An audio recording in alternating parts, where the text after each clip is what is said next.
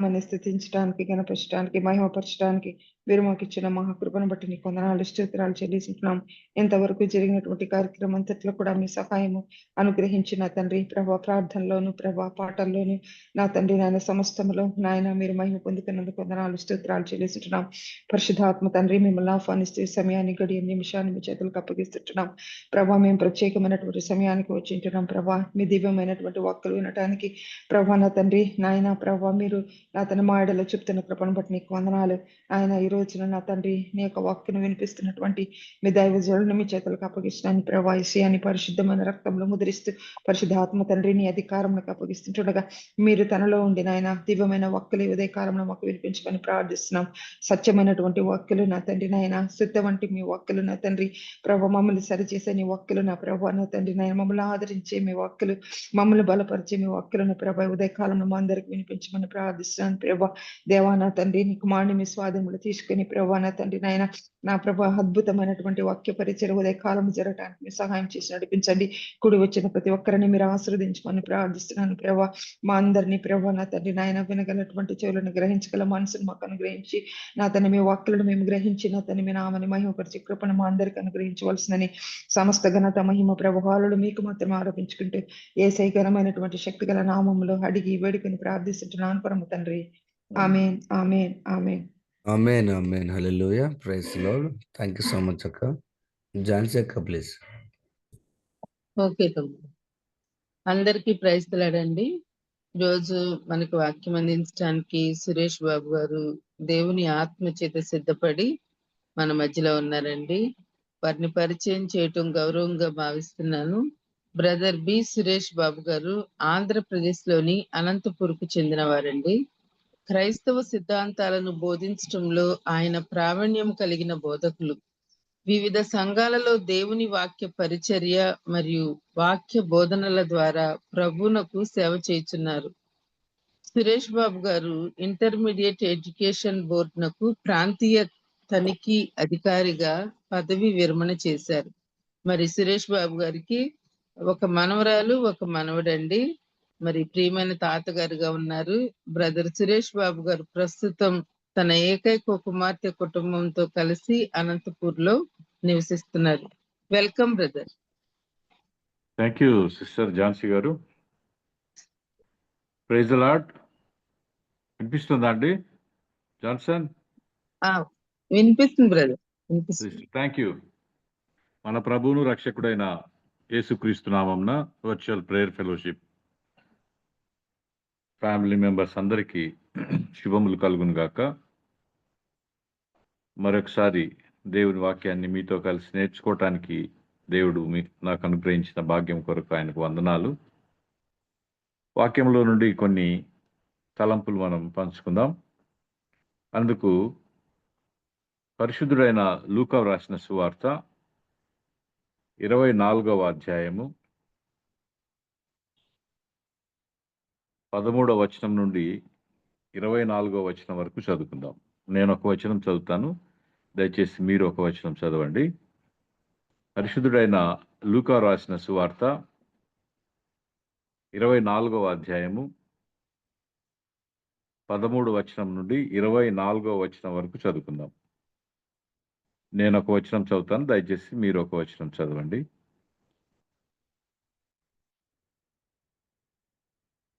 ఆ దినమందే వారిలో ఇద్దరు యెరూషలేముకు ఆమడ దూరమున ఉన్న ఎమ్మాయు అను ఒక గ్రామమునకు వెళ్ళుచు జరిగిన ఈ సంగతులన్నిటిని గురించి ఒకరితోనొకరు సంభాషించుకొనుచుండిరి. వారు సంభాషించుచు ఆలోచించుకొనుచుండగా యేసు తానే దగ్గరకు వచ్చి వారితో కూడా నడిచాను. అది నేను చదవాల్సిన వచనం అండి. వారు సంభాషించుచు ఆలోచించుకొనుచుండగా యేసు తానే దగ్గరకు వచ్చి వారితో కూడా నడిచాను. అయితే వారు ఆయనను గుర్తుపట్టలేకుండా వారి కన్నులు మూయబడెను. ఆయన మీరు నడుచుచు ఒకనితో ఒకడు చెప్పుకొనుచున్న ఈ మాటలేమని అడుగగా వారు దుఃఖముకులై నిలిచిరి.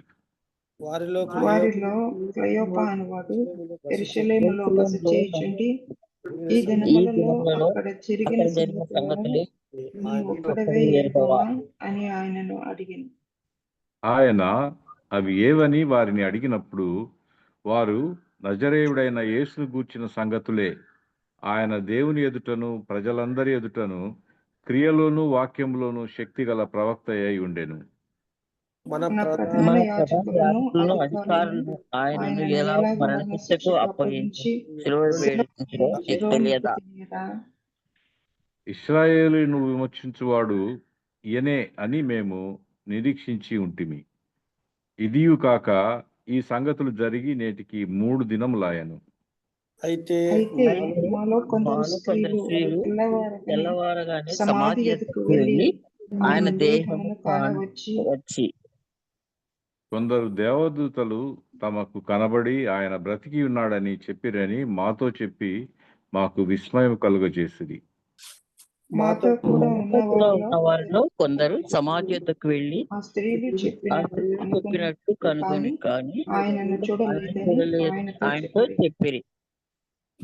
ప్రార్థన చేసుకుందాం. పరిశుద్ధుడైన తండ్రి యేసుక్రీస్తు ప్రభానికి స్తోత్రములైన సర్వోన్నతమైన స్థలములలో మహింపరచబడు దేవానికి వందనాలు. భూమి మీద మీకు ఇష్టమైన బిడ్డలకు సమాధానాన్ని అనుగ్రహించు దేవానికి స్తోత్రములు. గడిచిన మాసమంతా మమ్మల్ని క్షేమంగా కాపాడి మరి యొక్క చివరి దినంలోకి మమ్మల్ని నడిపించినందుకు మీకు వందనాలు.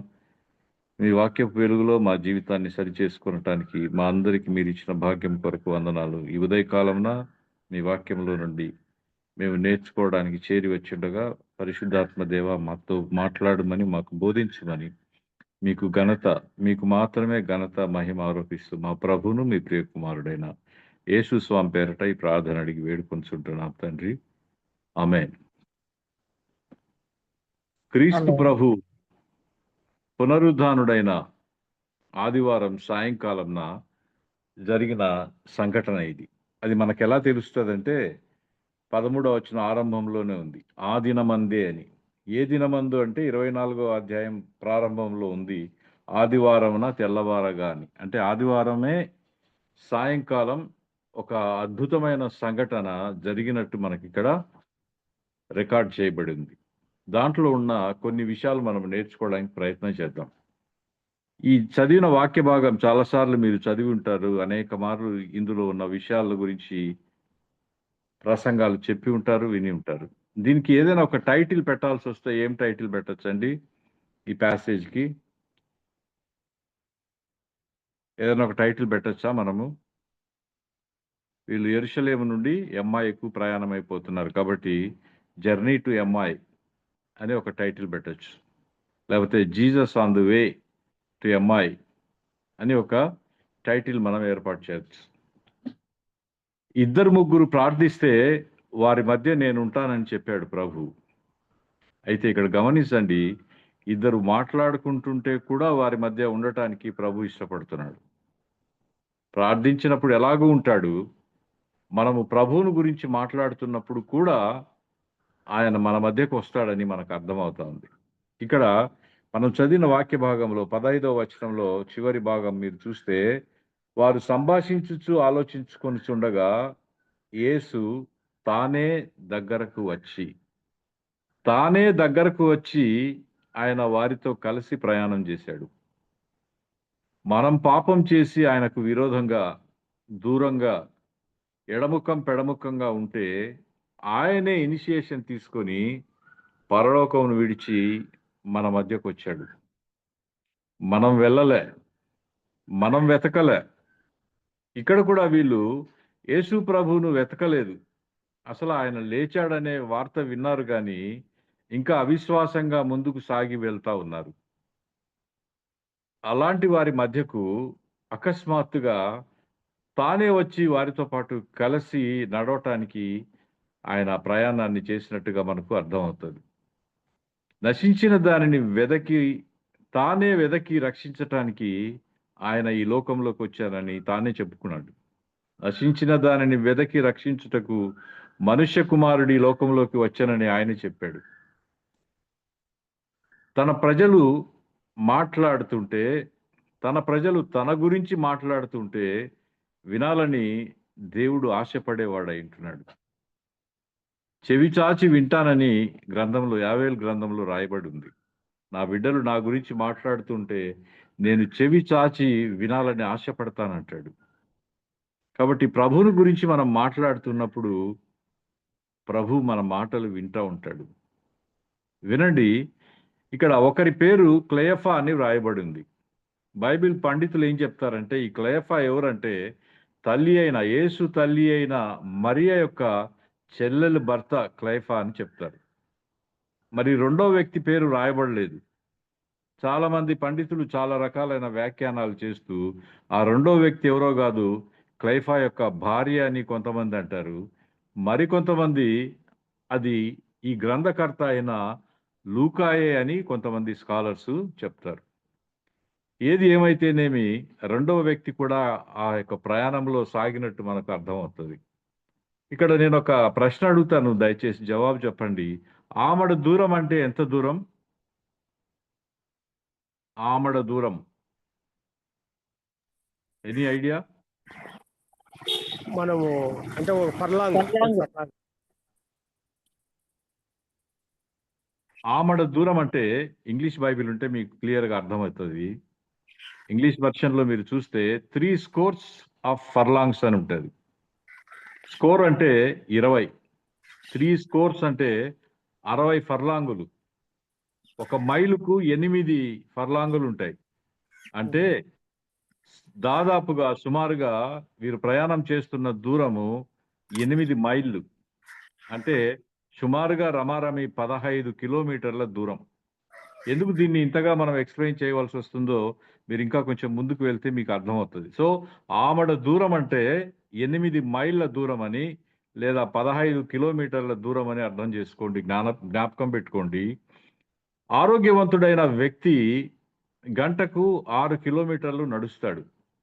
అంటే యెరూషలేము నుండి యమ్మాయి గ్రామానికి ప్రయాణమైపోవటానికి చేరటానికి వారికి సుమారుగా 2.5 గంటల సమయం పడుతుంది.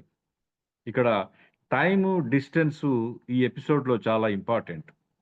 ఎందుకు ఇంపార్టెంటో చివరికి వెళ్తే మనకు అర్థమవుతుంది. సో 2.5 గంట సేపు నడవవలసినంత దూరంలో యెరూషలేముకు యమ్మాయి అనే గ్రామం ఉంది. మనం బైబిల్ అంతటినీ ఒకే విధంగా చదవటానికి వీల్లేదు. తెలుగు సబ్జెక్ట్ చదివినట్టుగా మ్యాథ్స్ చదవం కదా. తెలుగు అలా చదువుకుంటూ వెళ్తే అర్థమవుతుంది, కానీ మ్యాథమెటిక్స్ అలా కాదు.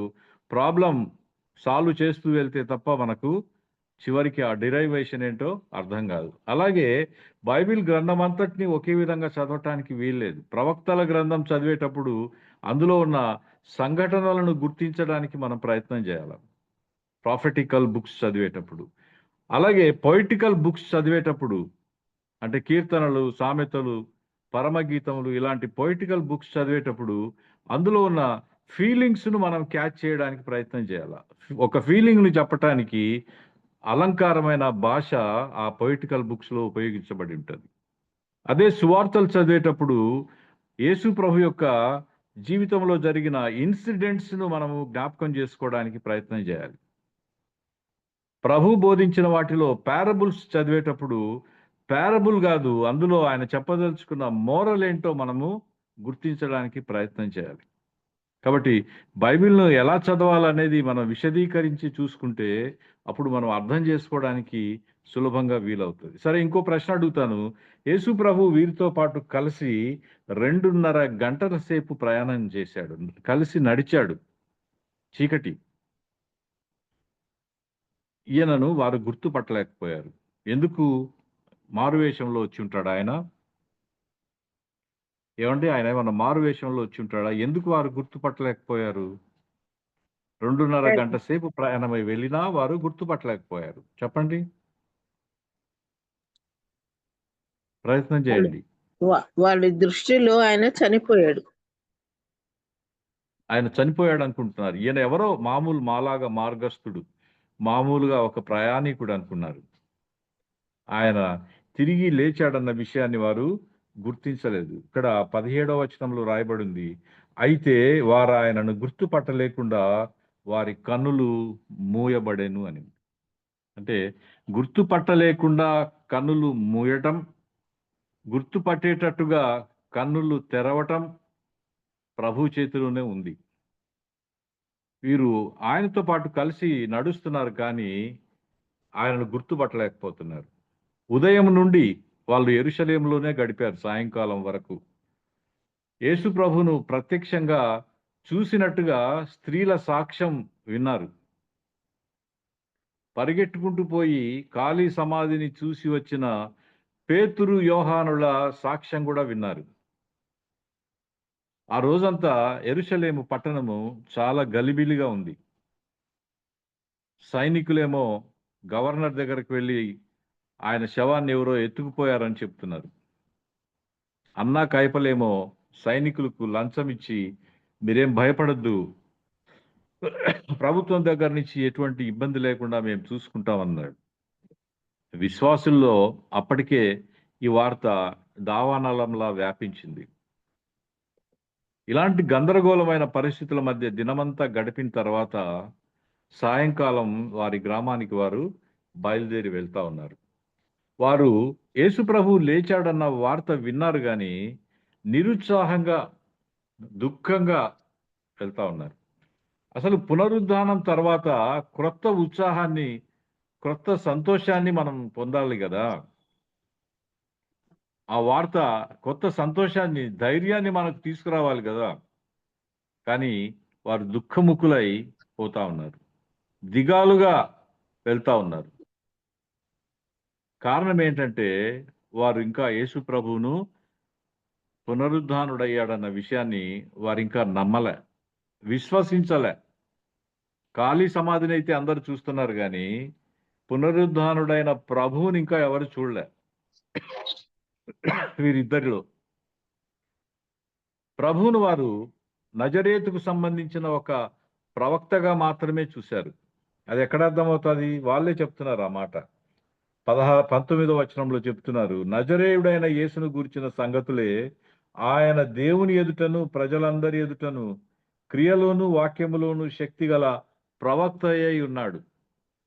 ఆయనను అంతవరకు వాళ్ళు ఎలా ట్రీట్ చేశారంటే నజరేతుకు సంబంధించిన ఒక ప్రవక్తగా చూశారు, అద్భుతాలు చేసిన వానిగా చూశారు, దేవుని కుమారునిగా గ్రహించలేకపోయారు.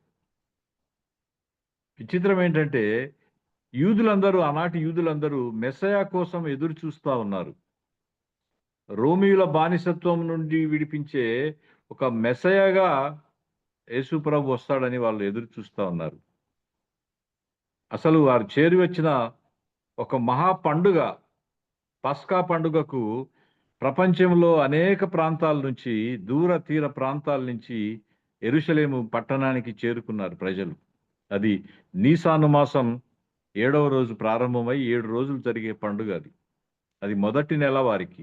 అంటే మనకు మార్చి, ఏప్రిల్ మధ్యలో వచ్చే దినాలను నీసాను మాసం అంటారు వారు.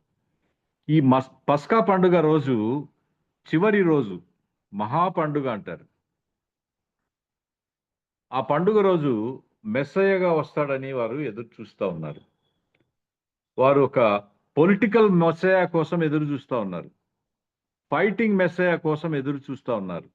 అలెగ్జాండర్ లాగా గుర్రం ఎక్కి కత్తి పట్టుకొని తమ శత్రువుల యొక్క, అంటే రోమీల యొక్క అంతు చూసి వారిని తరిమివేసి వారికి తిరిగి స్వాతంత్రాన్ని ఇచ్చే ఒక గొప్ప రాజుగా వస్తాడని ఎదురు చూస్తూ ఉన్నారు. లేకపోతే ఐగుప్తు బానిసత్వంలో నుంచి విడిపించిన మోషే లాంటి నాయకుడిగా వస్తాడని ఎదురు చూస్తూ ఉన్నారు.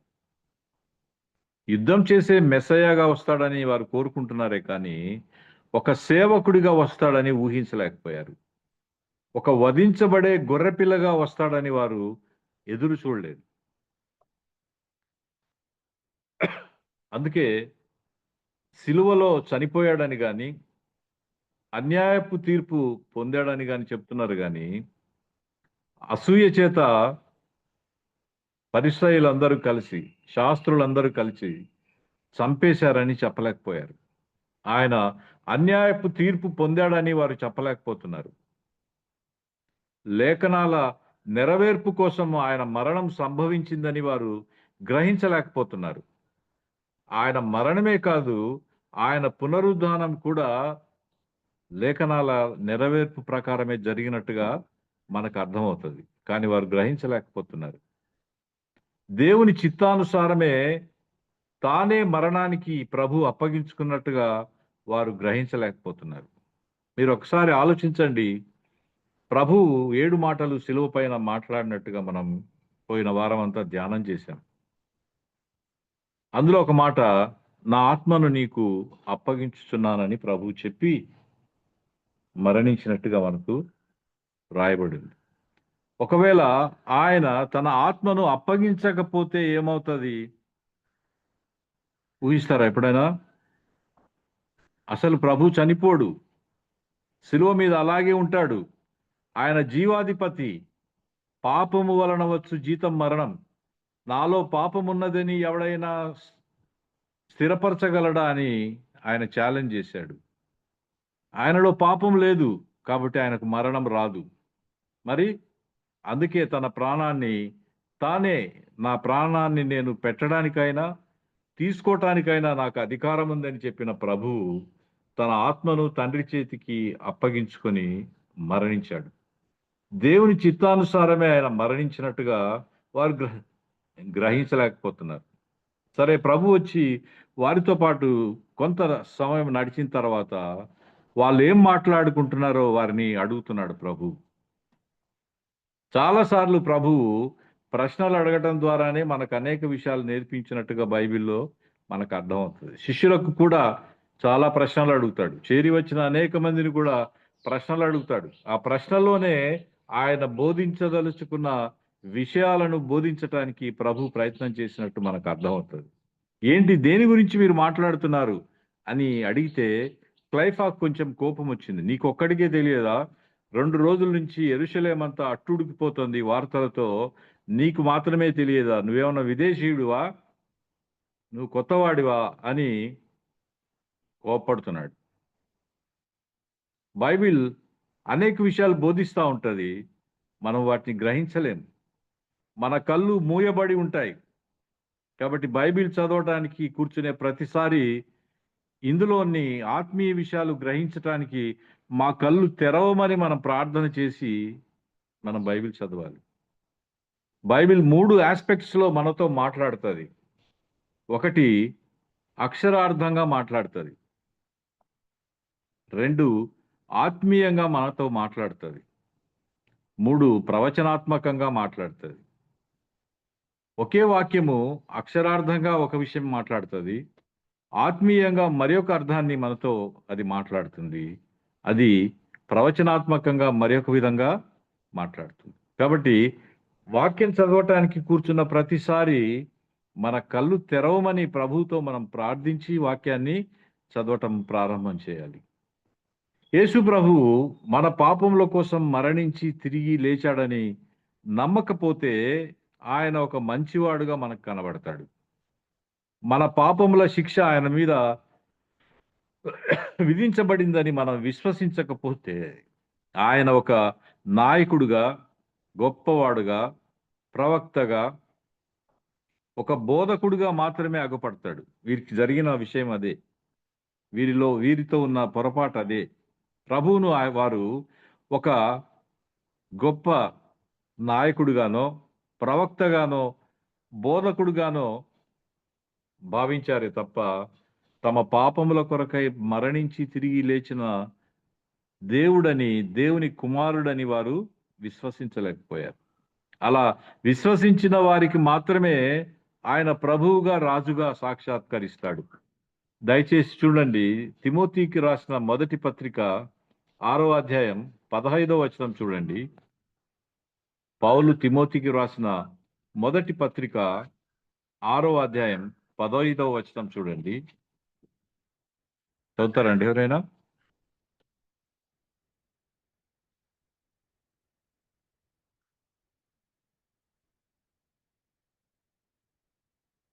ఆరవ అధ్యాయం 15వ వచనం.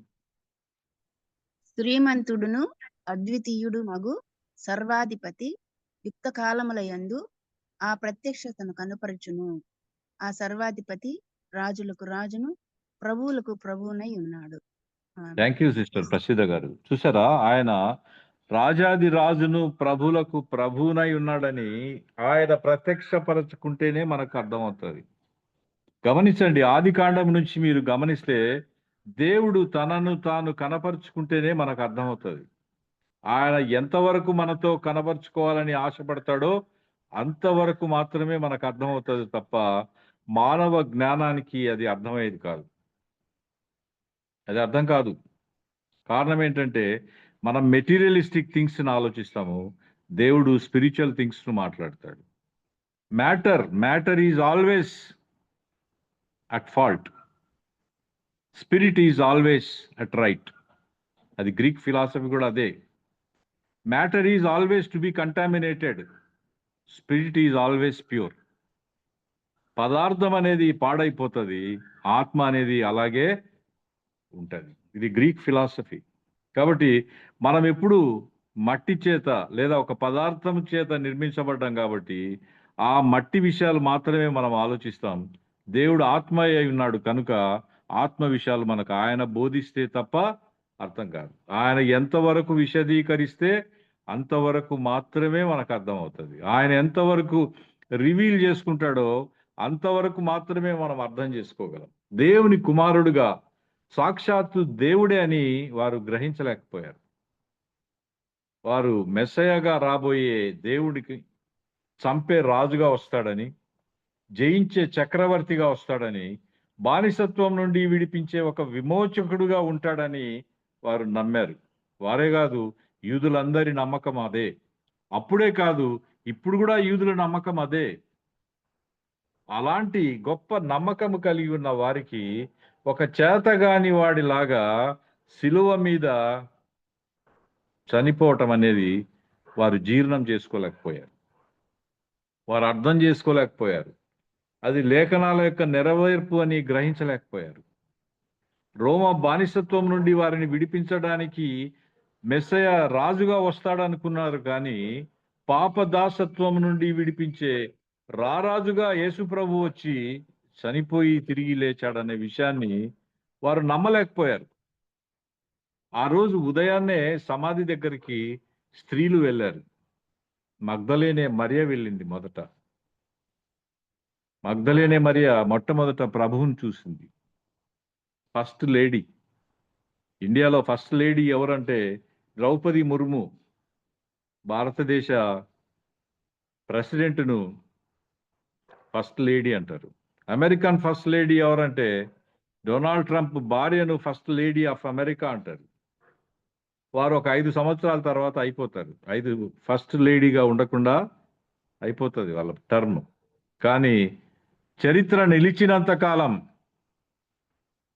యేసు ప్రభు సువార్త ప్రకటించబడినంత కాలము మగ్దలేనే Mariya stands as the first lady who saw the resurrected God, Jesus Christ. పునరుద్ధానుడైన యేసు ప్రభువును చూసిన మొట్టమొదటి స్త్రీగా మగ్దలేనే మరియా చరిత్రలో చిరస్థాయిగా నిలబడిపోతుంది. చూడండి, గమనించండి. ఆ రోజు ఉదయాన్నే సమాధి దగ్గరకు స్త్రీలు, మిగతా స్త్రీలు కూడా తర్వాత వెళ్ళారు. అసలు వాళ్ళకి ఎంత ధైర్యం అండి. బరియల్ గ్రౌండ్కి చీకట్లో స్త్రీలు ఎవరైనా వెళ్తారా చెప్పండి? అసలు ఇంట్లో కరెంటు పోయినప్పుడే స్త్రీలు చాలా భయపడతా ఉంటారు.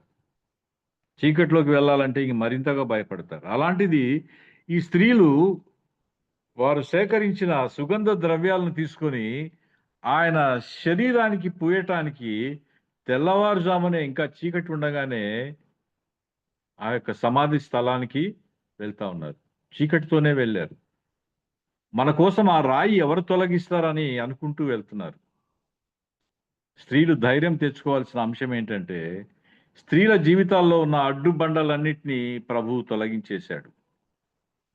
ఎలాంటి జెండర్ డిస్క్రిమినేషన్ అయినా సరే, స్త్రీలు అనే చిన్న చూపు చూస్తున్న ఆనాటి సమాజమైనా సరే, నేటికి చిన్న చూపు చూసే ఈ సమాజంలోనైనా సరే, ఈ జెండర్ డిస్క్రిమినేషన్ని, ఈ వ్యత్యాసాన్ని ప్రభు తొలగించి వేశాడు. వారికి ఒక సమానమైన స్థాయిని దేవుడు కలగజేసినట్టుగా మనకు అర్థమవుతుంది. అందుకే యూదుడని గ్రీసు దేశస్థుడని లేదు, స్త్రీ అని పురుషుడనే భేదం లేకుండా చేసి, చూసారా? అలాంటి వ్యత్యాసం దేవుని దృష్టిలో లేదు. స్త్రీల జీవితాల్లో ఉన్న అడ్డుబండలన్నింటినీ దేవుడు తొలగించాడు. దీన్ని ఎవరు తొలగిస్తారు, మన కొరకు ఈ పని ఎవరు చేస్తారనే భయం ఆందోళనతో స్త్రీలైనా పురుషులైనా ఉంటే సంతోషించదగిన విషయం ఏంటంటే ఆ అడ్డుబండ ఆల్రెడీ తొలగించబడింది. ప్రభు అందుకే అంటున్నాడు, సిలువ మోసుకుంటూ వెళ్ళేటప్పుడు స్త్రీలందరూ పాపం వెక్కి వెక్కి ఏడుస్తున్నారు. ఆయన పొందిన దెబ్బలకు, చిందిపోతున్న రక్తాన్ని చూసి, గాయాలను చూసి, ఆయన వేదనను, యాతనను చూసి స్త్రీలందరూ వెక్కి వెక్కి ఏడుస్తుంటే ప్రభు సిలువ మీద 7 మాటలు పలికాడేమో గాని సిలువ మోసుకుంటూ పోయేటప్పుడు ఒకే ఒక మాట పలికాడు. అదేంటంటే, స్త్రీలారా, యెరూషలేము స్త్రీలారా, మీ కొరకు మీ పిల్లల కొరకు ఏడవండి అని చెప్తున్నాడు. ఎందుకండి మీ కొరకు మీ పిల్లల కొరకు ఏడవండి అని చెప్తున్నాడు? ఊహించగలరా? యెరూషలేము స్త్రీలారా, మీ కొరకు మీ పిల్లల కొరకు ఏడవండి. ఎందుకు ఆ మాట అంటున్నాడంటే ప్రభువు, దానికి జస్ట్ ఒక 2 అవర్స్ ముందే వీరందరూ గవర్నర్ పిలాతు దగ్గరకు వచ్చి వారిని సిలువ వేయండి, వారిని సిలువ వేయండి అని కేకలు వేసినారు. ఇతని యందు ఏ నేరం నాకు కనబడలేదని చెప్పిన గవర్నర్ పిలాతు ఈ శిక్ష అమలుపరచటంలో నాకేం సంబంధం లేదు, అతని రక్తాపరాధము నుండి నేను విడుదల పొందుతున్నానని చెప్పి ఒక పెద్ద పాత్ర తెప్పించుకొని దాంట్లో చేతులు కడుక్కుంటున్నాడు నీళ్లతో. అప్పుడు అక్కడ చేరి ఉన్న వారందరూ గట్టిగా కేకలు వేశారు. గుర్తున్నాయి ఆ కేక ఏంటో? వీడి పాపం మా మీదను మా పిల్లల మీదను ఉండునుగాక అని కేకలేస్తున్నారు. వీడి పాపం, యేసు ప్రభువును చంపాడు అనే పాపము, అతని రక్తాపరాధము మా మీద మా పిల్లల మీద ఉండునుగాక అని శాపాన్ని కొని తెచ్చుకుంటున్నారు. శాపం యొక్క ఫలితము యేసు ప్రభువుల వారు చనిపోయిన 34-35 సంవత్సరాలకు జరిగింది. యెరూషలేము మీద దాడి జరిగింది. దేవాలయం కుప్ప కూల్చి పడేశారు. గర్భంతో ఉన్న స్త్రీలను కూడా చూడకుండా గర్భం చీల్చి పిల్లలను, తల్లులను అందరినీ చంపి యెరూషలేమును కాల్చి వెళ్ళినట్టుగా మనం చరిత్రలో చూస్తాం. అందుకే ప్రభు అంటున్నాడు, మీకోసం మీ పిల్లల కోసం ఏడవండి. స్త్రీలారా, ధైర్యం తెచ్చుకోండి. ప్రభు చెప్తున్నాడు, మీకోసం ఆ యొక్క అడ్డుబండ తొలగించి వేశాడు. అసలు క్రీస్తు మరణం జయించి తిరిగి లేచాడని చెప్పడమే కదండి సువార్త అంటే. యేసు ప్రభు మరణించి 3వ రోజు తిరిగి లేచాడని చెప్పడమే సువార్త అంటే. ఆ సువార్త చెప్పే పని స్త్రీలకు అప్పగించాడు. అందరికీ చెప్పడానికి శిష్యులను ఎన్నుకుంటే, శిష్యులకు చెప్పడానికి మరలా స్త్రీలను ఎన్నుకున్నాడు. తమాషాగా అనిపిస్తుంది కదా. నేను మరణించి తిరిగి లేచానని, ఖాళీ సమాధిని చూశానని మీరు వెళ్ళి శిష్యులకు చెప్పండి, పేతురుకు చెప్పండి, ప్రభు వారికి చెప్తాన్నాడు. అసలు మొదటి సువార్థికులు స్త్రీలే. ప్రభు చెప్తున్నాడు, వెళ్ళి శిష్యులకు చెప్పమని. నేను ఒక డాక్ట్రినల్ క్వశ్చన్ అడుగుతాను ఇక్కడ. కొంతమందికి అది కోపం తెప్పించవచ్చు. మరి స్త్రీలు ఎందుకు మౌనంగా ఉండాలి? యేసు ప్రభు లేచి పునరుద్ధానుడయ్యాడన్న సంగతి శిష్యులకే చెప్పమని స్త్రీలకు ఆ బాధ్యత అప్పగించిన ప్రభువుకు తెలియదా? మనం చాలాసార్లు స్త్రీలను బలహీనమైన ఘట్టమని, వారిని మౌనంగా ఉండమని మనం జులుం చేస్తూ ఉంటాం. సరే, అదొక డాక్టర్నల్ క్వశ్చన్, దాని జోలికి నేను వెళ్ళదలుచుకోలేదు డీప్గా. ఆయన బయటికి రావటానికి కాదు, సమాధి మీద మోపబడిన బండ తొలగించబడింది. ఆయన బయటికి రాలేడా? మహిమ గల శరీరంతో ఆయన బయటకు రాగలడు, లోపలికి వెళ్ళగలడు. అది ఎక్కడ అర్థమవుతుంది? ఇదే అధ్యాయంలో చివరికి వచ్చినప్పుడు మనం శిష్యులందరూ ఒక చోట కూర్చొని ఉంటే, తలుపులు మూసుకొని కూర్చొని ఉంటే, మహిమ గల శరీరంతో ఆయన మూసిన తలుపులు మూసినట్లే ఉండగా ఆ గదిలోకి ప్రవేశించినట్టు మనకు అర్థమవుతుంది. కాబట్టి సమాధిలో ఉంచబడిన శరీరం ప్రాణం పోసుకొని బయటికి రావటానికి రాయి అడ్డం కాదు.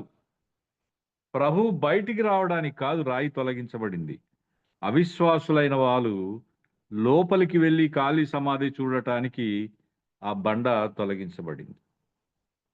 అందుకే వారు యేసు ప్రభువును నమ్మకుండా ఉంటే, పునరుద్ధానుడయ్యాడని వారు ఇంకా విశ్వసించలేదు కాబట్టి వారి అవిశ్వాసానికి ప్రభువు కోప్పడుతున్నాడు, గద్దిస్తున్నాడు. మదమతులారా, అవిశ్వాసులారా అని వారిని గద్దించినట్టుగా మనము చూస్తాం. గద్దించి వారికి అర్థమయ్యేటట్టుగా మెస్సయాను గూర్చి మోషే గ్రంథాల్లో ఏం రాయబడింది, కీర్తనల్లో ఏం రాయబడింది, ప్రవక్తల గ్రంథాలన్నింటిలో ఏం రాయబడిందో వారికి ఎక్స్ప్లెయిన్ చేస్తూ ఉన్నాడు. ఆ రెఫరెన్సెస్ అన్ని మనం చూడటానికి టైం లేదు ఇప్పుడు. కీర్తనల గ్రంథం 22వ అధ్యాయం 1వ వచనం కానీ, 16వ వచనం కానీ, 69వ అధ్యాయం 1వ వచనం కానీ, 36వ వచనం కానీ, సంఖ్యాకాండం మొదలుకొని, అసలు ఆదికాండం మొదలుకొని ప్రభువుని గురించి చెప్పబడని గ్రంథం ఏదైనా ఉందా చెప్పండి బైబిల్లో? ఆదికాండం నుండి ప్రభువు కనిపించని గ్రంథమే లేదు. మనమే ప్రభువును గ్రహించలేని మందమతులుగా ఉంటాం.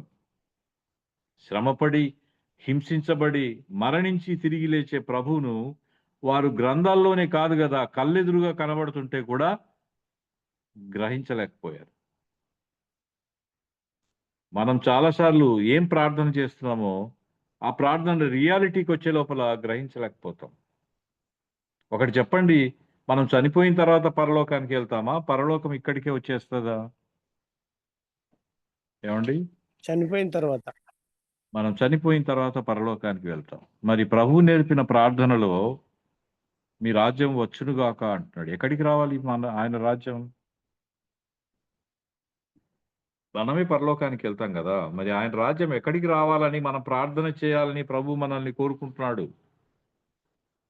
శిష్యులు ఒకసారి అడుగుతారు, నీ రాజ్యం ఎప్పుడు వస్తుందంటే, నా రాజ్యం వచ్చి ఉంది, అది మీ మధ్య ఇప్పటికే వచ్చి ఉంది అని చెప్తాడు. ప్రభువుని ఎవరైతే మరణించి తిరిగి లేచాడని విశ్వసిస్తారో, ఆయన పని చేయటానికి ఎవరైతే విధేయత చూపుతారో వారి మధ్య పరలోకం ఉంది. ఆయన రాజ్యం ఇక్కడ స్థాపించబడింది. ఎవరైతే ఆయన్ను విశ్వసిస్తారో తన రాజ్యాన్ని బలవంతుడైన సాతానును బంధించి ఆయన చేతిలో కబంధాస్తాల్లో ఉన్న తన బిడ్డలందరినీ విడిపించుకొని ఒక రాజ్యంగా ఏర్పాటు చేసి ఇక్కడ ఉంచిపోయాడు. ఆయన చెప్పిన ఒక పారబుల్లో మనకు అర్థమవుతుంది. యేసు ప్రభు ఒక పారబుల్ చెప్పాడు. ఒక బలవంతుని ఇల్లు దోచుకోవాలంటే మొదట బలవంతుని కట్టిపడేయాలి కదా. వాడిని కట్టిపడేసిన తర్వాత వాని ఇల్లు దోచుకోవడం చాలా సులభం అవుతుంది అని చెప్పాడు. సాతాన్ అనే బలవంతుని మరణం అనే బంధకాల్లో ఉంచిన మనలాంటి బలహీనులను విడిపించడానికి సాతానును బంధించి వాడి చేతిలో ఉన్న మనందరినీ విడిపించి తీసుకొని వెళ్ళాడు. ఇదే పరలోక రాజ్యం. ఇక్కడ స్థాపించబడింది పరలోక రాజ్యం. లోకమంతా ఒకవైపు ప్రయాణిస్తుంటే యేసు ప్రభువును నమ్మిన వారు మరొక వైపు ప్రయాణం చేస్తూ ఉంటారు. లోకమంతా ఒక కల్చర్ను కలిగి ఉంటే ప్రభువును కలిగి ఉన్నవారు కౌంటర్ కల్చర్ కలిగి ఉంటారు. ఈ పక్క కొడితే ఆ పక్క చెంప చూపిమనేది కౌంటర్ కల్చర్. ఒక మైలు నడిచి రమ్మంటే 2 మైళ్ళు నడిచిపోమ్మనేది కౌంటర్ కల్చర్. ఈ కౌంటర్ కల్చర్ యేసు ప్రభు యొక్క రాజ్యములో ఉండవలసిన ఒక విశిష్టమైన గుణం. ఆ గుణం కలిగి ఈ లోకంలో మనం జీవించాలని ప్రభు మనం కోరుకుంటున్నాడు మనల్ని. ఆయన రాజ్యాన్ని మన ద్వారా ఈ లోకంలో ఉన్న వారికి చూపించాలని ఆయన కోరుకుంటున్నాడు. పరలోకానికి వెళ్ళిన తర్వాత ఏం జరుగుతుందో చూడడం కాదు, పరలోకంలో ఎలా ఉండబోతున్నామో దానిని ఇక్కడున్న ప్రజలందరికీ అర్థమయ్యేటట్టు చూపించమని ప్రభువు మనల్ని కోరుకుంటున్నాడు. వారిద్దరితో అవన్నీ గ్రంథాల్లో ఉన్న విషయాలు, తన గురించిన విషయాలు మాట్లాడుతూ పోతుంటే వారి హృదయంలో మండింది. పరిశుద్ధాత్మ దేవుని పని అది. హృదయాల్లో మంట రేపటం అనేది పరిశుద్ధాత్మ దేవుని యొక్క పని. సరే, 2.5 గంట ప్రయాణం చేశారు, ఇంకా వారు కనుక్కోలేదు యేసు ప్రభు. చివరికి వారు వెళ్ళవలసిన ఎమ్మాయి గ్రామం రానే వచ్చింది. నాలాంటి వాడైంటే వాళ్ళిద్దరిలో ఒకడు ఉండింటే గుడ్ నైట్ అని చెప్పి వెళ్ళిపోయేవాడిని నేను. అయితే వాళ్ళిద్దరూ చేసిన ఒక మంచి పని ఏంటంటే, ఆయన ఇంకా దూరం వెళ్ళేవాడిలాగా కనబడుతూ ఉంటే తమ ఇంటికి రమ్మని బస చేయమని ఆయనను బలవంతం చేసినట్టుగా మనకు కనబడుతుంది. ఆయన ఇంకా దూరం వెళ్తున్నట్టుగా ఆగపడ్డాడని ఉంటుంది. ఇంగ్లీష్ వర్షన్లో ఏముంటుందంటే, he appeared as though he's going further. ఇంకా కొన్ని వర్షన్స్లో ఏముంటుందంటే he pretended as if he is going further అని ఉంటుంది. అంటే నటించినాడని కాదు, వీరిద్దరూ పిలవకపోతే ప్రభు చేసే పని ఆయన మార్గంలో ఆయన వెళ్ళిపోవటమే. వీళ్ళు చేసిన మంచి పని ఏంటంటే ఆయనను ఆహ్వానించారు. ఆహ్వానించకపోయి ఉంటే ఏమయ్యేదంటే వారు యేసు ప్రభు అనే విషయం వారికి ఎప్పటికీ ఇంకా బోధపడేది కాదు. వారు తమ ఇంటికి ఆయన్ను ఆహ్వానించిన తర్వాత తీసుకెళ్లారు. వారితో పాటు భోజనానికి ఆయన్ను కూర్చోబెట్టారు. గమనించండి, మీకు ఎప్పుడైనా ఇలాంటి అనుమానం వచ్చిందా? యేసు ప్రభు పునరుద్ధానుడై లేచిన తర్వాత పిలాతుకి ఎందుకు కనబడలేదు? ప్రధాన యాజకులకు ఎందుకు కనబడలేదు? హేరోదు రాజుకి ఎందుకు కనబడలేదు? అన్నా కైపలకు ఎందుకు కనబడలేదు? అసలు మొట్టమొదట నాలాంటి వాడైతే పునరుద్ధానుడైన వెంటనే వెళ్ళి పిలాతుకు కనిపించేవాడిని. ఎందుకంటే నీవు అంత గొప్ప ఘోరమైన శిక్ష నాకు విధించి నన్ను చంపేశావు, చూసావా నేను లేచానని ఆయన దగ్గర కనపడటానికి ప్రయత్నం చేసేవాడిని. ప్రధాన యాజకులు కనపడేదానికి ప్రయత్నం చేసేవాడిని. కానీ ప్రభువు వాళ్ళకెవ్వరికి కనిపించలేదు. పిలాతుకు కానీ, ప్రధాన యాజకులకు కానీ, హేరోదుకు కానీ, అన్నా కైపలకు కానీ, పరిసయ్యులు, శాస్త్రులు ఎవరైతే ఆయనను పట్టి బంధించి సిలువకు వేసి చంపారో వారికి ఎవ్వరికి కనబడలేదు. ఆయన ఎందుకు కనపడలేదు? వాళ్ళకి తెలుసు ఆయన లేస్తాడని. ఆయన వారికి తెలుసు కాబట్టి లేస్తాడని వారికి కనిపించాల్సిన అవసరం లేదనుకున్నారు. ఇంకా ప్రభు వాక్యం ద్వారా మనతో కూడా చాలా సార్లు మాట్లాడాడు. వారు ఆయన్ను ఇంటిలోకి ఆహ్వానించారు, ఆయన వాక్యం విన్నారు, ఇంటిలోకి ఆహ్వానించారు. మనం కూడా చాలా సార్లు ఆయన వాక్యం వింటూ ఉంటాం, ఆయన్ను మన హృదయంలోకి ఆహ్వానించాం, మన ఇంటిలోకి ఆహ్వానించాం, సంఘంలోకి ఆహ్వానించాం. అనేక సార్లు వాక్యం వింటానే ఉంటాం. వర్చువల్ ప్రేయర్ ఫెలోషిప్లో ఉన్న మనలాంటి వారైతే సంవత్సరానికి ఒక 1000 ప్రసంగాలు వింటారు నాకు తెలిసి. 365 రోజులు ప్రతిరోజు వింటారు, అవే 365 ప్రసంగాలు అవుతాయి. ప్రతి ఆదివారం ఒక ప్రసంగం వింటారు, అది 53 ప్రసంగాలు, అవి ఒక 418 ప్రసంగాలు అవుతాయి. ఇంకొక 600 ప్రసంగాలు, రోజుకు 2 ఎక్స్ట్రాగా విన్నా కూడా 1000 ప్రసంగాలు మనం ప్రతి సంవత్సరం వింటాం. అయితే ప్రభు కోరుకున్నంతగా మనం విశ్వసించాం. సరే, తీసుకెళ్లారు, ఇంటికి వెళ్ళి భోజనానికి కూర్చున్నారు. మన ఇంటికి ఎవరైనా అతిథులు వచ్చారనుకోండి, భోజనం ఎవరు వడ్డిస్తారండి? హోస్ట్ వడ్డిస్తాడా? గెస్ట్ వడ్డిస్తాడా? అతిథులు వడ్డిస్తారా? ఇంట్లో ఉన్న వాళ్ళు వడ్డిస్తారా? హోస్ట్. మనం ఎవరినైతే పిలిచామో వారిని కూర్చోబెట్టి మనమే భోజనం వడ్డిస్తాం. అవునా? అది ధర్మం. అయితే చూడండి, ఇక్కడ ప్రభువే రొట్టె తీసుకొని కృతజ్ఞత చెల్లించి విరిచి వడ్డించాడు. ప్రభువుని ఎక్కడికైనా మనం ఆహ్వానించినప్పుడు అట్మోస్ట్ ప్రయారిటీ ఆయనకి ఇవ్వాలి. మనం ఆయన పిలిచి ఒక చోట కూర్చోబెట్టడానికి వీల్లేదు. మొన్న ఎవరో చెప్తున్నారు మన వాక్యంలో, వర్చువల్ ప్రేయర్ ఫెలోషిప్లోనే, మీకు కారు ఉండేటట్టుంటే ప్రభువును కారులో వెనక సీట్లో కాదు కూర్చోబెట్టాల్సింది, ఆయన్ను డ్రైవింగ్ సీట్లో కూర్చోబెట్టాలి. మన జీవితం అనే నావను నడిపించడానికి ఆయన్ను నావికుడుగా, ఆయనకు సంపూర్ణమైన అధికారం ఇచ్చి మనం కూర్చోవాలి. మీరు ఊరకుండుడి, నేను దేవుడునని తెలుసుకొనుడి. ఊరకుండుడి, నేడు రక్షణను మీరు కనులారా చూడండి. మనం ఏమీ చేయాల్సిన పని లేదు, మనం ఊరకుండాలని ప్రభు కోరుకుంటున్నాడు. అయితే 2 కోరుకుంటున్నాడు. ఒకటి విశ్వాసం, 2 విధేయత. ఈ 2 ప్రభు మన దగ్గర నుంచి కోరుకుంటున్నది, ఇంకేమీ కాదు. సరే, మీకు కారు ఉంటే ప్రభును డ్రైవింగ్ సీట్లో కూర్చోబెట్టండి, అంతేగాని వెనక్కి కూర్చోండు, ప్రభు నేను ఇక్కడ కొంచెం పని ఉంది, ఈ కుళాయి దగ్గర కొంచెం కొట్లాడి రావాలి, ఇక్కడ కొంచెం వడ్డీ వసూలు చేసుకొని రావాలి, అక్కడ వారితో కొంచెం వ్యక్తిగతమైన పనులు ఉన్నాయి, అవన్నీ చూసుకొని వస్తాను, నువ్వు కూర్చొనుండు. అలా కూర్చోడు ప్రభు. మీ జీవితంలోకి, మీ కుటుంబంలోకి, మీ సంఘంలోకి ప్రభువును ఆహ్వానించినట్లయితే ఆయనకు టాప్ మోస్ట్ ప్రయారిటీ ఇస్తేనే ఉంటాడు. అద్వితీయుడు ఆయన. సెకండ్ ప్లేస్లో ఉండడు ఎప్పుడు. నీ దేవుడైన, నీ అద్వితీయుడగు నీ దేవుడైన యెహోవాను మాత్రమే నీవు సేవించాలి. అద్వితీయుడు ఆయనకు సెకండ్ ప్లేస్ ఇవ్వటానికి వీల్లేదు. వీరింటికి వచ్చాడు, వారింట్లో ఆయన తన యొక్క అథారిటీ ప్రకారం రొట్టె తీసుకొని విరిచి వడ్డించి వారికి ఇచ్చాడు. ఇక్కడ ఒక అద్భుతం జరిగింది. అప్పుడు వారి కన్నులు తెరవబడ్డాయి, ప్రభువును గుర్తించారు. గమనించండి, శిలువ కార్యము గ్రహిస్తే మాత్రమే ప్రభు మనకు అర్థమవుతాడు. మన కొరకు ఆయన పొందిన శ్రమ, హింస, శిక్ష, రక్తం చిందించటం అనే క్రియ మనకు అర్థమైనప్పుడు మాత్రమే ఆయన మనకు దేవునిగా, దేవుని కుమారుడుగా మన కళ్ళు తెరవబడి గ్రహిస్తాం తప్ప, శిలువ కార్యం ద్వారానే మనం ప్రభువును గ్రహించగలం తప్ప మిగతా ఏ విషయం ద్వారా కూడా ప్రభువుని మనము గ్రహించలేం. Man's worst crime and God's best gift met on the cross. మానవుడు అంతవరకు చేసిన అన్ని ఘోరమైన కార్యాల కంటే కిరాతకమైన నేరం ఏదైనా ఉందంటే అది సృష్టికర్త అయిన, జీవాధిపతి అయిన దేవుణ్ణి సిలువకు కొట్టి చంపడం. దేవుడు అంతవరకు చూపిన కృపాభరితమైన విషయాలన్నిట్లోకెల్లా గొప్ప క్షమాపణ ఏదైనా ఉందంటే అది సిలువ మీద మన కొరకు మరణించటం.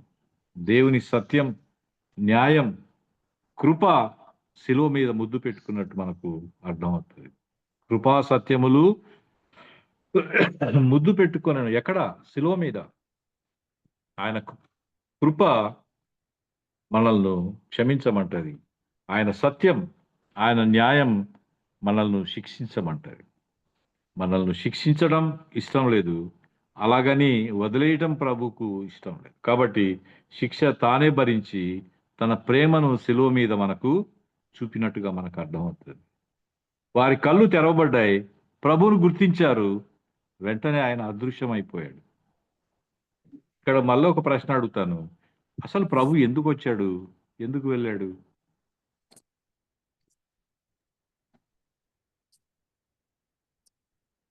మనల్ని రక్షించడానికి, విమోచించడానికి. ఈ లోకంలోకి వచ్చినది కాదు నేను అడుగుతున్నది. మనం ఆ ఎమ్మాయి గ్రామంలోకి వాళ్ళతో పాటు రావటానికి ఆయన ఎందుకు వచ్చాడు, ఎందుకు వెళ్ళాడు? తాము విశ్వాసంలో బలహీనంగా ఉన్న విషయాన్ని గ్రహించిన దేవుడు వారిని బలపరచడానికి, వాక్యం ద్వారా బలపరచడానికి. గమనించండి, యేసు ప్రభు మరణించి తిరిగి లేచి 3 రోజుల తర్వాత వచ్చాడు. పరలోకంలోని విషయాలు వారికి బోధించటంలే, తండ్రి ఎలాగున్నాడో చెప్పటంలే, మనకంటే ముందు చనిపోయిన మోషేను మన పితరులైన వారు ఎలా ఉన్నారో పరలోకంలో వాటి గురించి వారితో మాట్లాడడంలే. మనకు అందుబాటులో ఉన్న, మనకు ఇవ్వబడిన గ్రంథాలు, పరిశుద్ధ గ్రంథం, లేఖనాలు, బైబిల్ ద్వారా మాత్రమే దేవుణ్ణి అర్థం చేసుకోవడానికి ఆయన వారికి అవన్నీ ఎక్స్ప్లెయిన్ చేసినట్టు మనకు తెలుస్తాము. వాక్యం ద్వారా మాత్రమే మనం దేవుణ్ణి చూడగలం, వాక్యం ద్వారా మాత్రమే మనం పరలోకంలోకి తొంగి చూడగలం, వాక్యం ద్వారా మాత్రమే ప్రభు యొక్క హృదయంలో ఏముందో మనం గ్రహించగలం. అదొక హబుల్ టెలిస్కోప్ లాగా. హబుల్ టెలిస్కోప్ కొన్ని కోట్ల మైళ్ళ దూరంలో ఉన్న నక్షత్రాలను, గ్రహాలను ఎలా మనకు దగ్గరగా చూపడుతుందో, బైబిల్ కూడా హబుల్ టెలిస్కోప్ లాగా ఎంతో దూరంలో మన ఊహకందని లోకంలో ఉన్న దేవుణ్ణి మన కళ్ళకు సాక్షాత్కరింపజేసే ఒక హబుల్ టెలిస్కోప్ లాగా బైబిల్ మనకు దేవుడు ఇచ్చాడు. వారికి ఆ విషయం అర్థమైన తర్వాత దేవుడు అక్కడి నుంచి, యేసుప్రభు అక్కడి నుంచి వెళ్ళిపోయాడు. యేసుప్రభును గ్రహించలేకపోయారు, అది అలా వదిలేయండి.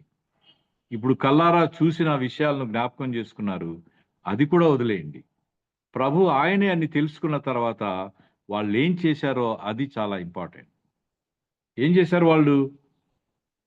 చదివితే ఆ వాక్యం అంతట్లో మీరు ముందుకు వెళ్తే, వారు ఆ గడియలోనే తిరిగి యెరూషలేముకు ప్రయాణమయ్యారు. మీరు ఒకసారి ఊహించండి, టైము, డిస్టెన్స్ చాలా ఇంపార్టెంట్ అని చెప్పాను నేను ప్రారంభంలో. వీరు 7 గంటలకు బయలుదేరారు అనుకోండి యెరూషలేములో, సాయంకాలం 2 గంటలు పడుతుంది అనుకున్నాం, లేదా 2:30 గంట పడుతుంది అనుకున్నాం. అంటే 7 గంటలకు బయలుదేరి ఉంటే యెరూషలేములో ఎమ్మాయికి రావడానికి 9 అయి ఉంటుంది మినిమం. ఇంటికి వచ్చి ఒక హాఫ్ అన్ అవర్లో భోంచేశారు అనుకోండి, 9:30 అయి ఉంటుంది. యేసు ప్రభు వాళ్ళ మధ్య నుంచి వెళ్ళిపోయాడు. అప్పుడు వెంటనే మళ్ళా బయలుదేరి యెరూషలేముకు వస్తున్నారు. మళ్ళీ 2 గంటల ప్రయాణం పడుతుంది. అంటే 9:30కు బయలుదేరితే 11:30కు వాళ్ళు యెరూషలేముకు వస్తారు. చూసారా? యేసు ప్రభువును కలుసుకున్న తర్వాత వారు ఎమ్మాయిలో ఉండలేకపోయారు. భయపడుతూ తలుపులు బిడాయించుకొని బిక్కుబిక్కుమంటున్న శిష్యుల దగ్గరికి వెళ్ళి తమ అనుభవాన్ని చెప్పి ధైర్యపరిచి వారితో పాటు కలిసి సంతోషించినట్టుగా మనకు అర్థమవుతుంది. ప్రభువును కలుసుకున్న తర్వాత వారు ఎమ్మాయిలో ఉండలేకపోయారు. ప్రభువును కలుసుకున్న తర్వాత మనం ఉన్న చోట ఉండలేము, అంతమునుపు ఉన్నట్టుగా ఉండలేము, అంతమునుపు జీవించినట్టుగా జీవించలేము. ఇక్కడ ప్రశ్న ఏంటంటే, యేసు ప్రభువును మనం నిజంగా కలుసుకున్నామా? కలుసుకుని ఉంటే అంతమునుపు ఎలా ఉన్నామో అలాగే ఉంటే మరి కలుసుకోలేదు, ఇంకా ఆయన ఇంకా తెలుసుకోలేదు. అసలు మన ఆత్మీయ జీవితాన్ని నడిపిస్తున్న ఫోర్స్ ఏంటి? ఆయన నిజంగా కలుసుకుని ఉంటే వారు ఎమ్మాయిలో నాలాంటి వాడైంటే యేసు ప్రభువును చూసిన తర్వాత పడుకొని నిద్రపోయి ప్రొద్దున్నే 5 గంటలకు పోదాం అనుకునేవాడిని. అర్లీ మార్నింగే వెళ్ళిపోదామండి, 5 గంటలకంతా వెళ్ళిపోదాం అనుకునేవాళ్ళు.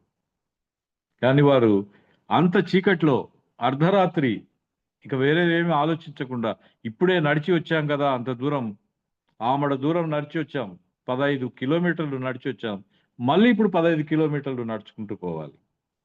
వారు ఏమాత్రము శారీరక శ్రమ గురించి, ఆయాసం గురించి ఆలోచించకుండా తాము చూచిన యేసు ప్రభువును గురించి చెప్పాలనే ఆశ, సంతోషం, తాపత్రయం వారిని అక్కడ ఉండనీయలేదు. విశ్వాసం అనేది దినదినానికి వృద్ధి చెందాలి. అసలు ఇల్లు కట్టినట్టుగా మీ విశ్వాసాన్ని కట్టుకోమంటాడు పౌలు. ఎక్కడ వేసిన గొంగలి అక్కడ ఉండటానికి వీల్లేదు. అలా మన విశ్వాసం అలా ఉండటానికి వీల్లేదు. ఆయన్ను కలుసుకున్న తర్వాత ఆ ఇద్దరు శిష్యులు ఎమ్మాయిలో ఉండలేక తిరిగి అర్ధరాత్రి అని కూడా చూడకుండా యెరూషలేముకు ప్రయాణమై వచ్చారు. ఇప్పుడు మనం టైటిల్ మళ్ళా మార్చాల్సి వస్తుంది. అప్పుడు జర్నీ టు ఎమ్మాయి అని పెట్టుకున్నాం. Jesus to Emmaus, a journey with Jesus to Emmaus అని పెట్టుకున్నాం. అయితే ఇప్పుడు జర్నీ టు జెరూసలేం అని పెట్టుకోవాలి. టైటిల్ మార్చాలి మళ్ళీ. బ్యాక్ టు పెవిలియన్, తిరిగి యెరూషలేముకు ప్రయాణం అవుతున్న వీరి యొక్క విశ్వాసపు లోతుల్ని మనం ఇప్పుడు గ్రహించాలి. ఎక్కడున్న గొంగలి అక్కడ ఉండటానికి వీల్లేదు. విశ్వాసంలో ఒక్కో మెట్టు మనం పైకి ఎక్కుతూ వెళ్ళాలి, ఒకే చోటు ఉండటానికి వీల్లేదని ప్రభు మనల్ని కోరుకుంటున్నాడు. ఒకటి అడుగుతాను, చెప్పండి, 6వ తరగతి పాస్ అయితే ఏమన్నా ప్రయోజనం ఉందా అండి? ఏమన్నా ఉద్యోగం వస్తుందా? ఏం ప్రయోజనం 6వ తరగతి పాస్ అయితే? ఏం లాభం ఉంది చెప్పండి? ఓన్లీ 7th క్లాస్కి వెళ్ళటమే. అంతే. 7వ తరగతికి పోవడానికి అది పనికి వస్తుంది తప్ప ఇంకేం పనికిరాదు 6వ తరగతి పాస్ కావడం అంటే. అందుకు మీరు 6 చదవాలి. 7 చదివితే ఏం పనికి వస్తుంది? ఏం ఉద్యోగం వస్తుంది? ఏం రాదు. మరి ఎందుకు చదవాలి? 8వ తరగతికి పోవాలంటే 7వ తరగతి చదవాలి మీరు. మరి అలా చదువుకుంటూ వెళ్తేనే ఎక్కడికో వెళ్తారు మీరు. ఇంజనీరింగ్కో, ఏ మెడిసిన్కో, ఏ పోస్ట్ గ్రాడ్యుయేషన్కో, ఏ యూనివర్సిటీకో మీరు వెళ్ళాలంటే మరి 5వ తరగతి, 6వ తరగతి, 7వ తరగతి పాస్ అవుతూ వెళ్ళాలి. మరి 5వ తరగతిలోనే కూర్చుంటామంటే ఎలా? మరి 6వ తరగతిలోనే కూర్చుంటామంటే ఎలా? ఎన్నాళ్ళు కూర్చోబెడతారు అదే స్కూల్లో మిమ్మల్ని, అదే క్లాస్లో? మొన్న పరీక్షల సీజన్లో, పరీక్షల కంటే ముందు ఒక కుమార్తెను తండ్రి ఒక పాస్టర్ గారి దగ్గరికి తీసుకొచ్చాడంట. ఆయన చెప్తున్నాడు, మొన్న ఒక పాస్టర్ గారి దగ్గరికి తీసుకొచ్చి, పాస్టర్ గారు, మా అమ్మాయికి రేపటి నుంచి పరీక్షలు ప్రారంభం అవుతాయి, 10th ఎగ్జామ్స్ రాస్తుంది, ప్రార్థన చేయండి అన్నాడు. సరే రమ్మని ఆమె తల మీద చేతులుంచి జ్ఞానం అనుగ్రహించమని, జ్ఞానం కొదుగా ఉంటే నన్ను అడగమన్నారు ప్రభా, ఈ అమ్మాయి పరీక్షలు రాయడానికి జ్ఞానం అనుగ్రహించమని చేయబెట్టి ప్రార్థన చేశాడంట. అయిన తర్వాత ఆమె అని చెప్తే వాళ్ళ నాన్న అడుగుతాడంట, నా కోసం కూడా ప్రార్థన చేయండి అని. మీకోసం ఏమని చేయాలంటే, నేను కూడా 10th ఎగ్జామ్స్ రాస్తాను. కుమార్తె 10th ఎగ్జామ్ రాస్తుంది, తండ్రి కూడా 10th ఎగ్జామ్ రాస్తున్నాడు. అంటే కుమార్తె 10th క్లాస్కి వచ్చేంత వరకు తండ్రి 10th క్లాస్ ఇంకా పాస్ కాలేకుండా అలాగే ఉన్నాడు. ఎన్నాళ్ళు ఉంటాం అక్కడ? ఉన్న చోట అలాగే ఎన్నాళ్ళు ఉంటాం? విశ్వాసంలో ముందుకు వెళ్ళాలని ప్రభువు కోరుకుంటాడు. మనం కూడా విశ్వాసంలో స్థిరపడిన తర్వాత బలహీనంగా ఉన్నవారిని, అల్ప విశ్వాసులను బలపరచడం అనే ఒక బాధ్యత ప్రభు మనకిచ్చాడు. రక్షణ అనేది ఒక భాగ్యం మాత్రమే కాదండి, ఒక బాధ్యత కూడా. కొన్ని బాధ్యతలను కూడా అప్పగించాడు ప్రభు. బాధ్యతలను నెరవేర్చడమే పరలోకంలోకి వెళ్ళటానికి మనం పొందే ఒక పాస్పోర్ట్. అల్ప విశ్వాసులను, బలహీనంగా ఉన్నవారిని బలపరచటం, మన చుట్టూ ఉన్న సహోదరులను ప్రేమించటం, వారిని ప్రభు ప్రేమ దగ్గరికి నడిపించటం అనే విధి నెరవేర్చాలని దేవుడు మనల్ని కోరుకుంటున్నాడు. అలాంటి కృప దేవుడు మనందరికీ అనుగ్రహించును గాక. చివరిగా ఒక ఎగ్జాంపుల్ చెప్పి నేను క్లోజ్ చేస్తాను. అది టొరంటోకు చెందిన ఆస్వాల్డ్ జే స్మిత్. నేను ఇంతకుముందు కూడా మీతో చెప్పి ఉన్నాను ఈ మాట.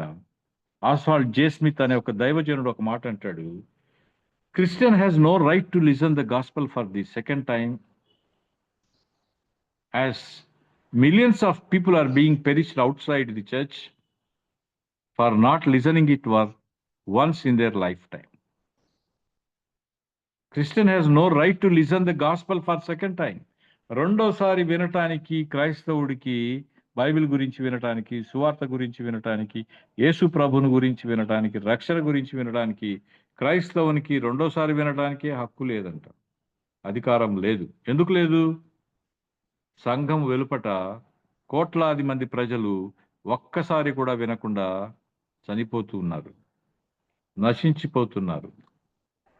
మనం ఇందాక అనుకున్నట్టు సంవత్సరానికి 1000 ప్రసంగాలు వింటూ ఉంటాం. అది కాదు ప్రభు కోరుకుంటున్నది. ప్రసంగాలు వినటం కాదు ప్రభు కోరుకుంటున్నది. ప్రసంగాలు చేయమని కాదు ప్రభు కోరుకుంటున్నది. అవేవి తెలియని ప్రజలు బయట చాలా మంది ఉన్నారు, వారి దగ్గరకు వెళ్ళమని ప్రభు కోరుకుంటున్నాడు. అలాంటి బాధ్యత మన పైన ఉంచాడు. కళ్ళు మూసుకోండి, ప్రార్థన చేసుకుందాం. నా పేరే తెలియని ప్రజలు ఎందరో ఉన్నారు,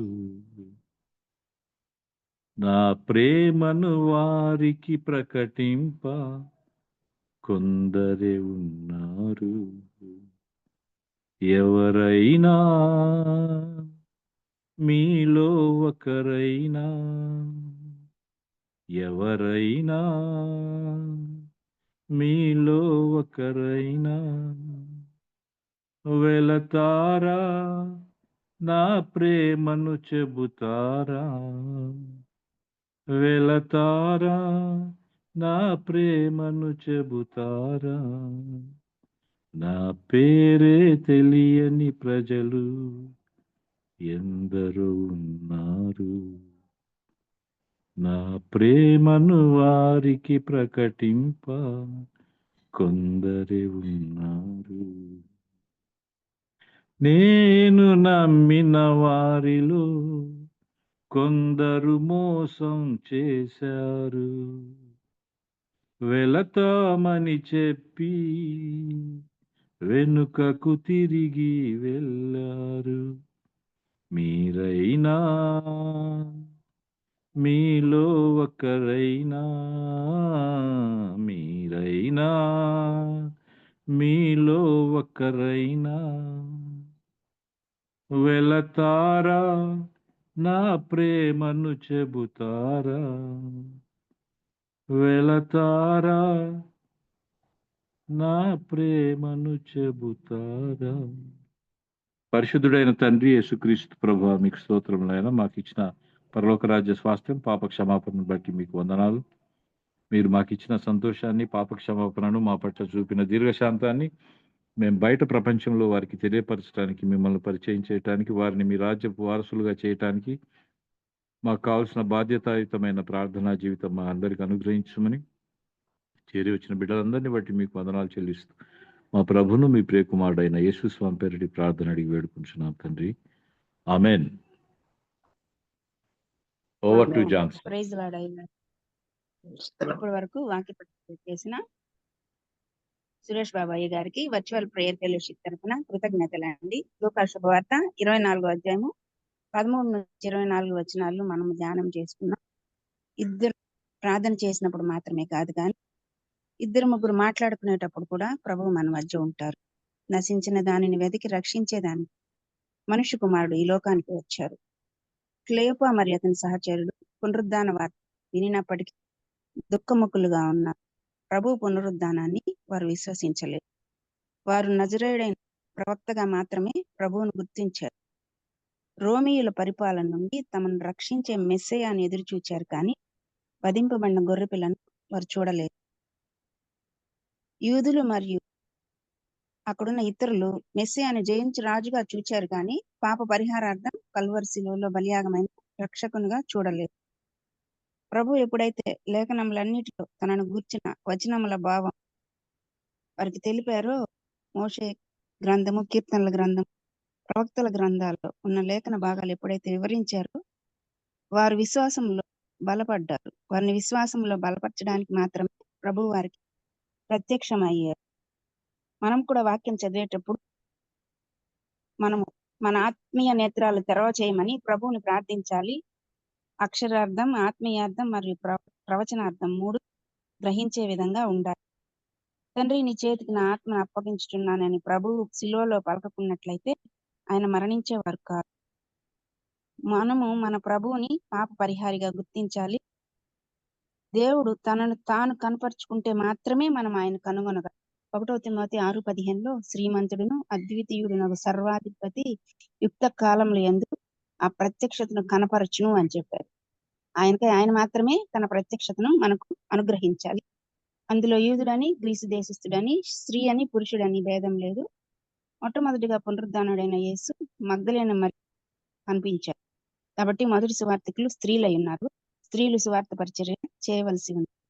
అవిశ్వాసులైన వారు సమాధిలోనికి వెళ్ళడానికి మాత్రమే సమాధికున్న అడ్డుబండ తొలగించబడి క్లేయోపా మరియు అతని సహచరులు ఇంటిలోనికి ప్రభువుని ఆహ్వానించినప్పుడు ప్రభువే వారికి రొట్టెను పట్టుకొని స్తోత్రం చేసి విరిచి పంచిపెట్టినట్లుగా మనం చూస్తాం. అప్పుడు వారి ఆత్మీయ నేత్రాలు తెరవబడ్డాయి. దాదాపుగా 15 కిలోమీటర్ల ప్రయాణం చేసి వచ్చిన వారు యెరూషలేము నుంచి ఎమ్మాయికి వచ్చిన వారు ఏమాత్రం అలసట లేకుండా ఎప్పుడైతే ప్రభువుని తెలుసుకున్నారో తిరిగి 8 మైళ్ళు అనగా దాదాపు 15 కిలోమీటర్లు టోటల్ గా 5 అవర్స్ వాళ్ళు ప్రయాణం చేసి యెరూషలేముకి వెళ్ళినట్లుగా మనం చూస్తాం. శిలువ కార్యం మనకు అర్థమైతేనే ప్రభువును మనం గుర్తించగలం. కీర్తనలు 85:10 చెప్పినట్లుగా కృపాసత్యములు కలుసుకొనినవి, నీతి సమాధానములు ఒకదానినొకటి ముద్దు పెట్టుకున్నవి. అది శిలువలోనే సాధ్యమైంది. మనం విశ్వాసంలో స్థిరపడిన తర్వాత అల్ప విశ్వాసులను మరియు అవిశ్వాసులను బలపరిచే విధంగా మనము సువార్త ప్రకటించవలసిన వారమైంది.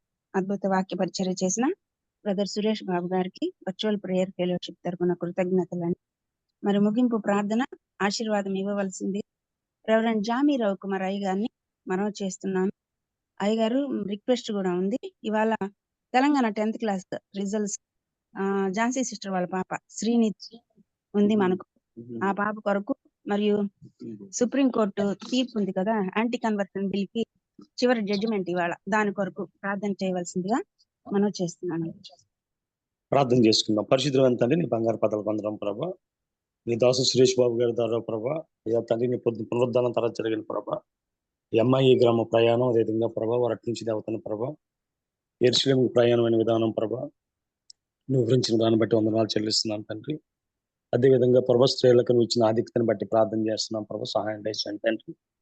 అయ్యా ప్రభా తీసుకున్న అంశాన్ని ప్రభా క్షుణ్ణంగా దేవతను ప్రభా అయ్యా తండ్రి వివరించగలిగే కృపను ప్రభా సురేష్ బాబు గారికి ఇచ్చి అందరి బట్టి వందనాలు తండ్రి.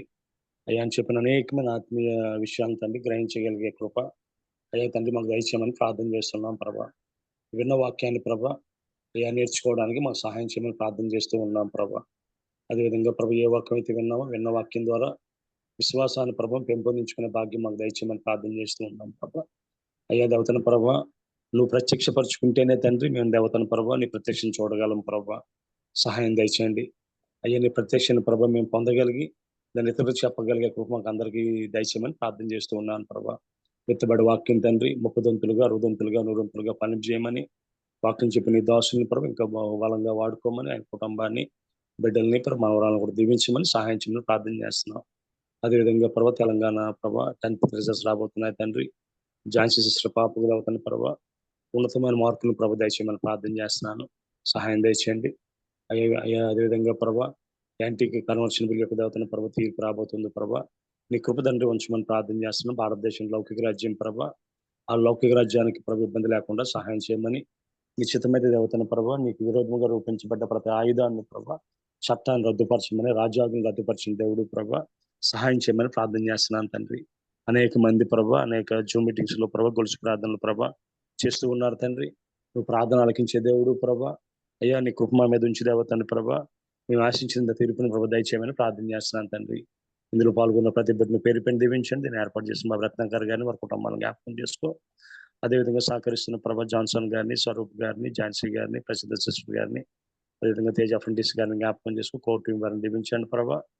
ఇందులో పాల్గొన్న ప్రతి బిడ్డను పేరు పైన దీవించి మీరే సకల మహిమగంతా ప్రభావం పొందుకోమని మీరు చేయవలసిన ప్రతి పనిలో సూటియర్ మార్గాన్ని చూపించమని జరుగుతున్న BBS-లన్నింటిలో ప్రభా నీ కృపించమైనటువంటి ఆటంకాలు లేకుండా ప్రభా సహాయం దయచేయమని ఈ చిన్న ప్రార్థన మా ప్రభులు ప్రియకుమారుడైన యేసుక్రీస్తు దివ్యనామాన్ని గెడుకుంటున్నాం పరమ తండ్రి. ఆమేన్. పరలోకమందున మా తండ్రి మీ నామ పరిశుద్ధపరచబడును గాక.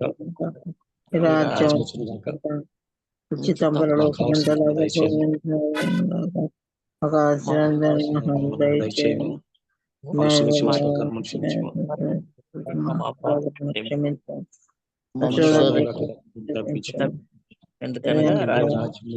మహిమ నిరంతరం విన్నావు తండ్రి. మన తండ్రి అయిన దేవుని ప్రేమ, కుమారుడైన యేసుక్రీస్తు కృప, పరిశుద్ధ ధన్యాను సహవాసం వాక్యం చెప్పిన బిడ్డలకు, వాక్యం విన్న బిడ్డలకు, రాబోతున్న 10th రిజల్ట్స్ కి, అదేవిధంగా జరగబోతున్న తీర్పుకి, 4వ తారీఖున జరగబోతున్న నీట్ ఎగ్జామ్ కి అనుకూల సదాకాలంతో నడిపించును గాక. ఆమేన్. ప్రైజ్ ది లార్డ్ అయ్య గారు ముగింపు ప్రార్థన మరియు ఆశీర్వాదం ఇచ్చిన రెవరెండ్ జామి రఘుమరయ్య గారికి మరియు వాక్య పరిచర్య చేసి సురేష్ బాబాయ్ గారికి, కోర్ కమిటీ మెంబర్స్ కు, కూడి వచ్చిన విశ్వాసులైన పరిశుద్ధులందరికీ టెక్నికల్ సపోర్ట్ ఇచ్చి యవనబడ్డ జాన్సన్ కి వర్చువల్ ప్రేయర్ ఫెలోషిప్ తరపున కృతజ్ఞతలండి. ఈ మెసేజెస్ అన్ని కూడా అనుదినం యూట్యూబ్ లో అప్లోడ్ చేయబడుతూ ఉన్నాయి. బాబీ రత్నాకర్ అని కానీ వర్చువల్ ప్రేయర్ ఫెలోషిప్ అని కానీ టైప్ చేసి మన బంధువులకు మరియు స్నేహితులకు షేర్ చేయవచ్చు. మరియు ఈ దినం మన ప్రార్థనలో, వ్యక్తిగత ప్రార్థనలు యాంటీ కన్వర్షన్ బిల్ గురించి ప్రతి ఒక్కరూ జ్ఞాపకం చేసుకుందామండి.